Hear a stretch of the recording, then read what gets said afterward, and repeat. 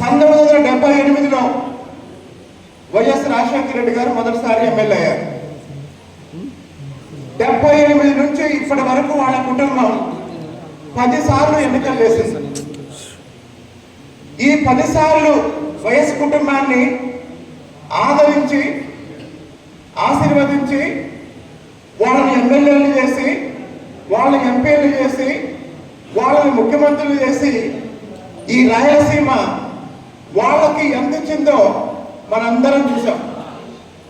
ఇప్పుడు నా ప్రశ్న ఏంటంటే, రాయలసీమ జగన్కి ఏమిచ్చింది, జగన్ రాయలసీమకి ఏమిచ్చాడు?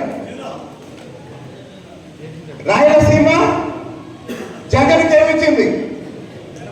రాయలసీమ జగన్కి ఏమిచ్చిందంటే వాళ్ళ తండ్రిని ఎమ్మెల్యేలు చేసింది, వాళ్ళ తండ్రిని మంత్రిని చేసింది, వాళ్ళ తండ్రిని ఎంపీని చేసింది, ఆయన తండ్రిని ముఖ్యమంత్రి చేసింది. మళ్ళీ జగన్మోహన్ రెడ్డిని ఎంపీ చేసింది, జగన్మోహన్ రెడ్డిని ఎమ్మెల్యే చేసింది, జగన్మోహన్ రెడ్డిని ముఖ్యమంత్రి చేసింది. వాళ్ళ బాబాని ఎంపీ చేసింది, ఎమ్మెల్సీ చేసింది, మంత్రి చేసింది. మరి ఇప్పుడు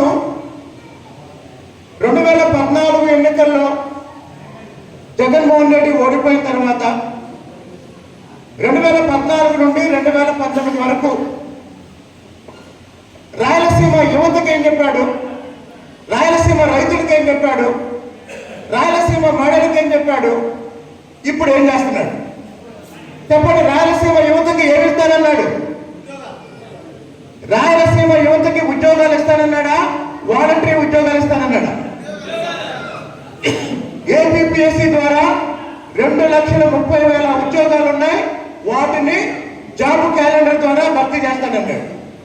ప్రతి సంవత్సరం జనవరి 1వ తారీఖున జాబ్ క్యాలెండర్ ఇస్తానన్నాడు.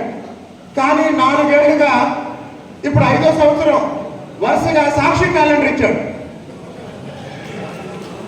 జాబ్ క్యాలెండర్ ఇస్తానని చెప్పి సాక్షి క్యాలెండర్ ఇచ్చాడు.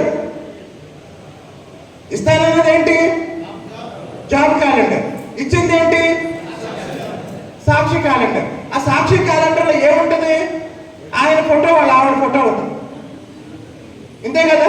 సాక్షి క్యాలెండర్ మీద వాళ్ళ నాన్న ఫోటో, ఆయన ఫోటో, ఆయన భార్య ఫోటో ఉంటుంది. చెల్లెల ఫోటో ఉంటుందా? ఉంటుందా?